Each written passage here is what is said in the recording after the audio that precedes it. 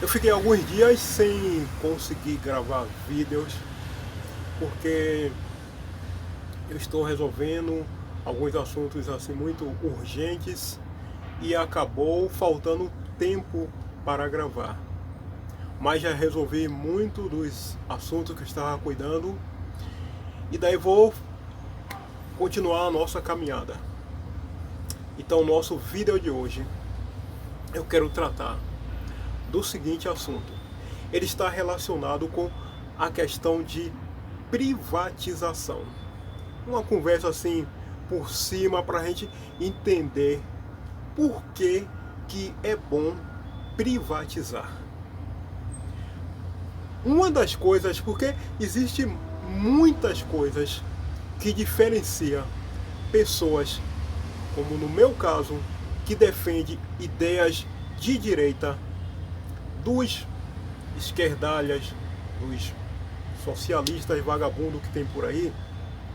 Uma das coisas que nos diferencia é que nós somos a favor de um Estado menor, um Estado enxuto, um Estado sem tanta burocracia, um Estado onde os atores principais vão ser nós, pessoas comuns, trabalhadores, a iniciativa privada, as empresas e não o governo.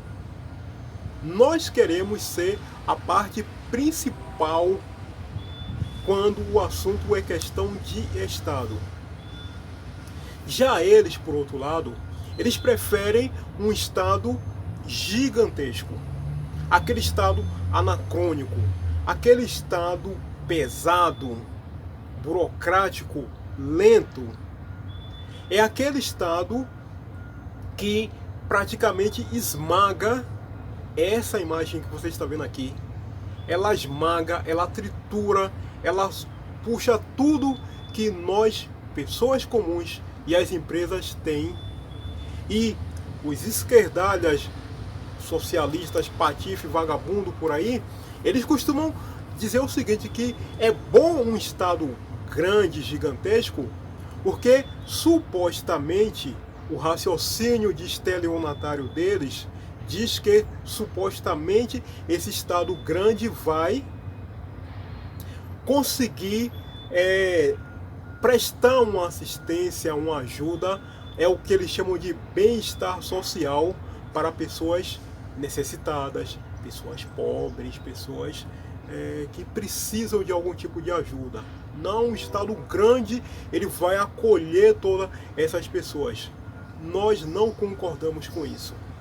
Um Estado grande ele não precisa, aliás, um Estado ele não precisa ser gigantesco, pesado, burocrático, cheio de empresas estatais, cheia de ministérios, cheia de secretarias, cheia de um monte de coisa para ajudar pessoas que estejam passando por dificuldades, pessoas pobres e assim por diante. Não precisa. Um Estado menor, flexível, leve, ele consegue perfeitamente fazer isso junto com empresas, com iniciativa privada e com pessoas. Pode-se fazer isso muito bem. E quando essa discussão ela vai parar naquilo que eu falei logo no início, no terreno da questão da privatizações, aí também existe o divisor de águas. Porque nós somos a favor que essas empresas, as chamadas estatais, elas sejam imediatamente privatizadas. Imediatamente, para ontem, não é para daqui a 3 segundos, daqui a 10 segundos, não. Para ontem ser privatizadas. Já eles acham que é preciso ter toneladas, milhões de empresas estatais por aí. Pois bem, na verdade, o que é que acontece? O que é que acontece de verdade quando uma empresa estatal ela é privatizada? Só para antecipar, eu vou citar aqui um exemplo que aconteceu aqui no nosso país. Mas, na minha opinião, empresas, por exemplo, como Correios, e Petrobras já deveriam ter sido privatizadas ontem.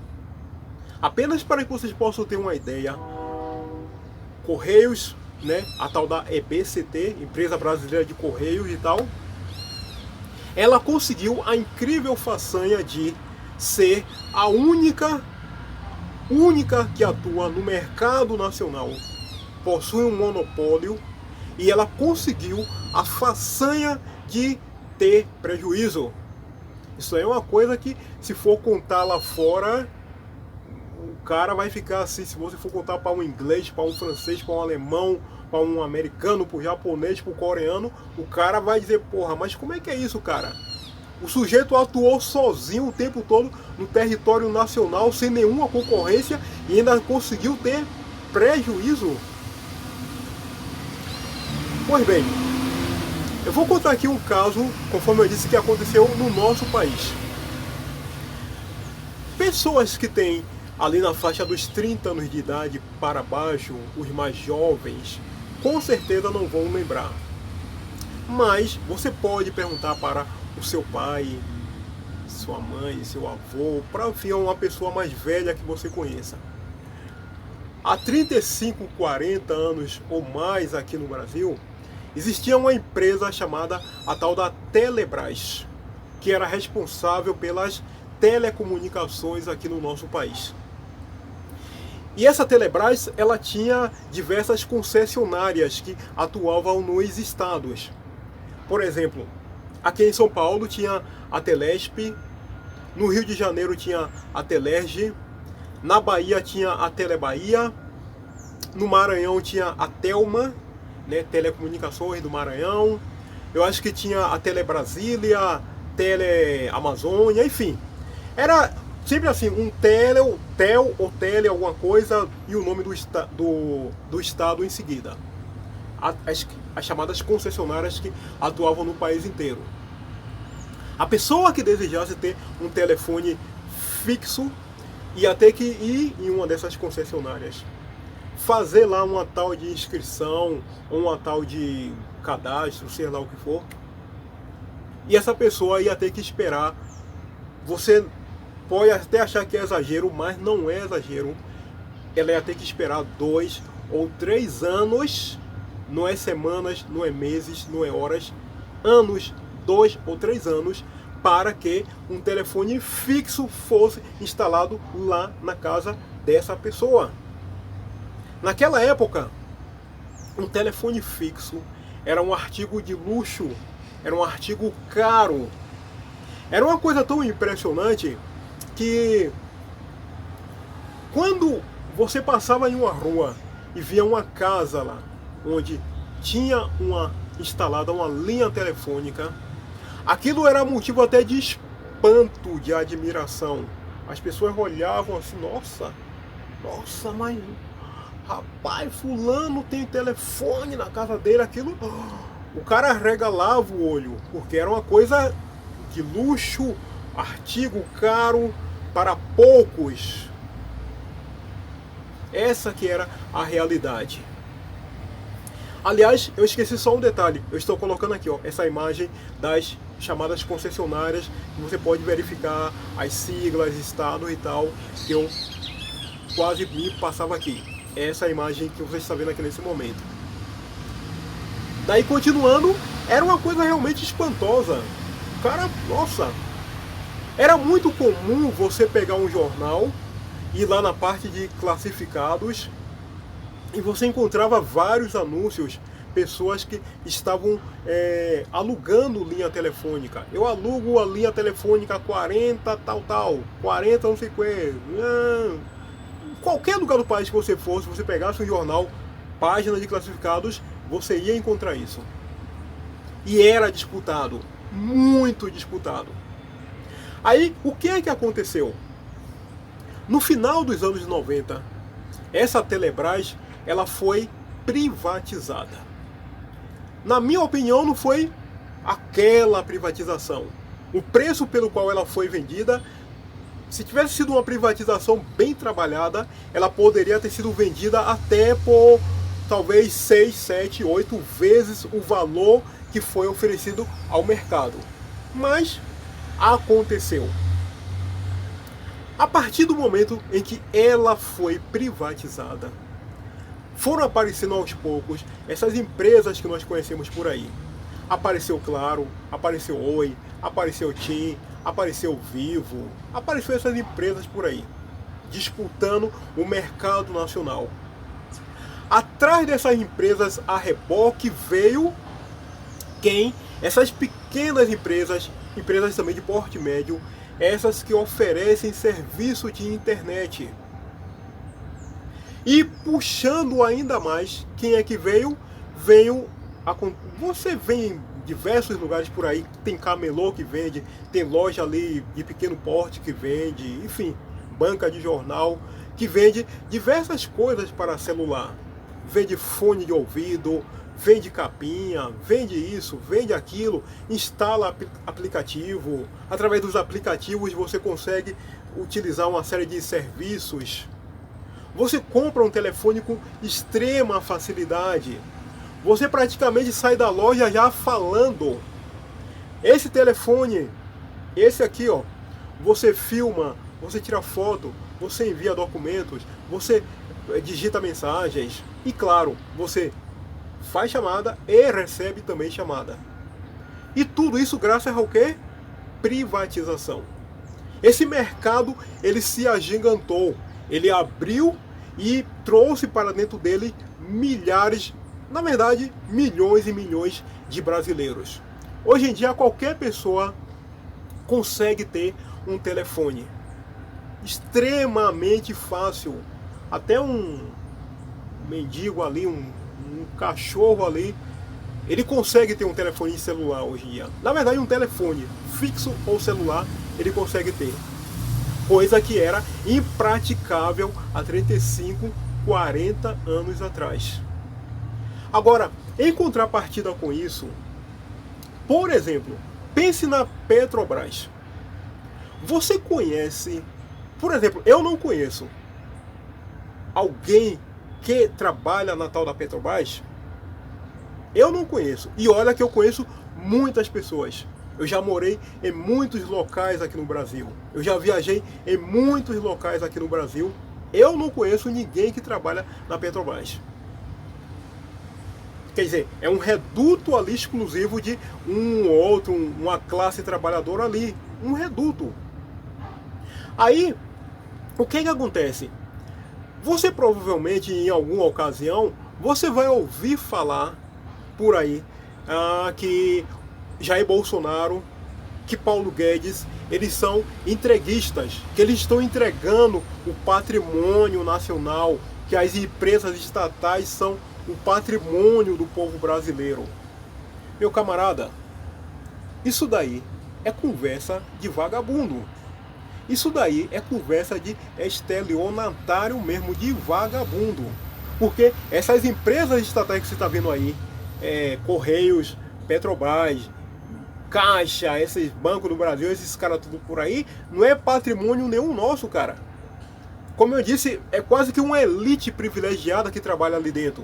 Não sou eu, não sou você, não é você, provavelmente. Pouquíssimas pessoas que às vezes nós conhecemos trabalham nesses lugares. Mas em contrapartida, quando eu citei aqui o exemplo da Telebrás, foi privatizada, abriu-se uma porta gigantesca e milhões de brasileiros entraram dentro desse mercado, gerando renda, gerando emprego e possibilidades para milhares e milhares de pessoas. A privatização, ela também tem um outro aspecto muito interessante, que é o seguinte: é que quando você privatiza uma empresa, aquela empresa, ela deixa de ser alvo, objetivo dos ladrões, dos corruptos, dos vagabundos, porque é esse o real objetivo de uma empresa estatal. É se tornar um foco para se perpetuar corrupção, roubo e patifarias. Quando você vê esses caras por aí, esses tais de sindicalistas, quando você vê aquele ladrão, o tal de Lula, que aquilo é ladrão, é um vagabundo, Dirceu, Gleisi Hoffmann, todos esses porra do caralho aí do PT e outros vagabundos. Não, porque o petróleo é nosso, porque a estatal é nossa, porque... Mentira, cara. Eles querem perpetuar todas as estatais porque eles sabem que ali eles vão poder usar em benefício deles. Eu já havia explicado essa questão nesse vídeo daqui, ó. Quando eu fiz esse vídeo falando a respeito daquele ladrão, o tal de Rodrigo Maia. A estatal, ela serve para isso. O cara usar ela como se fosse um balcão de negócios, como se fosse moeda de troca. Olha, se você me ajudar no meu projeto para eu chegar lá no poder, chegar lá na presidência do país, me ajuda, porque aí em troca eu te dou a diretoria lá do Banco do Brasil, do Correios, da Transpetro, da Petrobras, da Caixa, do BNDES, é sua. Uma fatia lá gorda vai ser sua e você faz lá o que você quiser. É para isso que esses caras usam estatal. Não é para poder prover serviços para nós, pessoas comuns. Então, quando você privatiza, você evita isso.